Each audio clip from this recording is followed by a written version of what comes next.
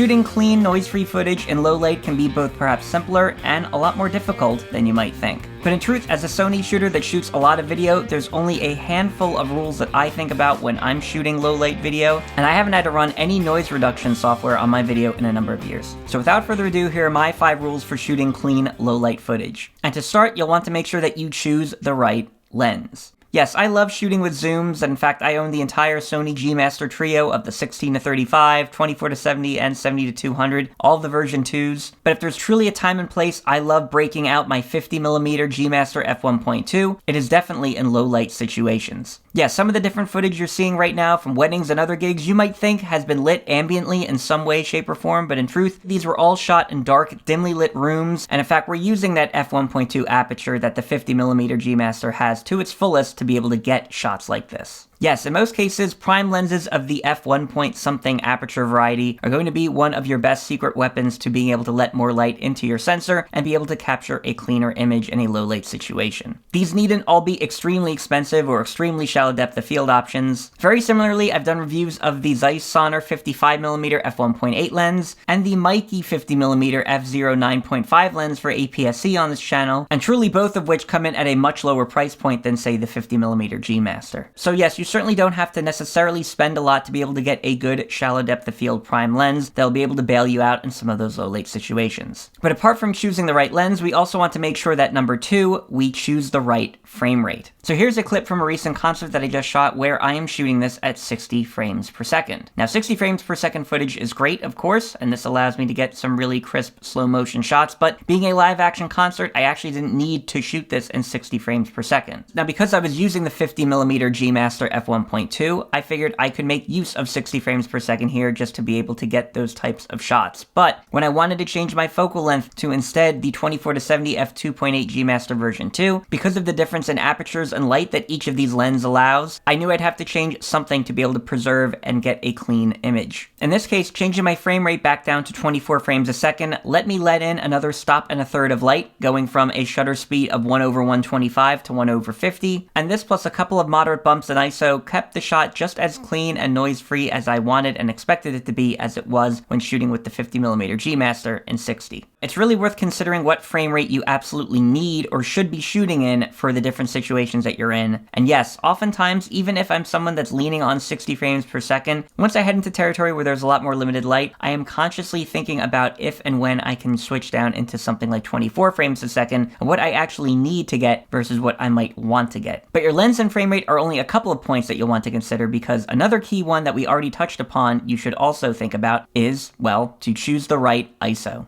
Yes, no matter the camera make or model you shoot, Sony or otherwise, do you actually know what ISO range or values are going to produce clean, good-looking images? Or are you simply guessing when you select an ISO value? Perhaps even more interestingly, if you're a Sony shooter, do you know that many of Sony's recent cameras have a dual ISO system that provide both a base and low and high ISO value that will allow for the cleanest image and noise performance in the camera when shooting? I have videos for this on the channel for the a7S III, the a7 IV, and the a7R V that I will leave a link to above and in the description below that you can check out. Needless to say, in your own mind, you should have a decent knowledge of what ISO values are going to get you a good clean shot versus what might get you into sort of a dicey territory and what ISOs you should just strictly perhaps avoid. Yes, even if your camera shoots into the hundreds of thousands of ISO, those are probably ISO values you don't want to utilize. And in fact, sometimes these ISO values in terms of producing a clean image are going to vary depending on which picture profile you choose. So yes, number 4, you should make sure you choose the right picture profile. Now, I have tutorials on this channel for shooting both in s-cinetone and s-log3, and yes, I do think a good videographer or cinematographer can get clean, relatively noise-free shots no matter the picture profile they choose with the right amount of knowledge. But ultimately, when in doubt, I'm going to lean on something like s-cinetone for being able to get that clean, low-light image in a pinch versus, say, something like s-log3, where I know my exposure needs to be a lot more dialed in to get a similar result. But yes, as much as we've touched on throughout all of this, there is still one thing we haven't really considered in the grand scheme of getting a good low light shot, and that is number 5, choosing the right camera. So yes, I have the a7S III, the a7 IV, and the a7R V currently at my disposal in terms of cameras that I use for different gigs and shooting situations. Just like my 50mm f1.2 G Master serves a similar secret weapon purpose when I need a low-light lens, I know my a7S III with ISO values of 100 and 2000 of the dual ISO variety for s-cinetone, or 640 and 12800 for s-log3, are going to provide me a similar great padding and ability to get a clean shot when it comes to the camera I choose. This doesn't mean that I won't use something like the a7 IV or the a7R V in a low light situation. It just means that I have more latitude with a camera like the a7S III. And so maybe if I feel I need a shallow depth of field prime with a body like the a7R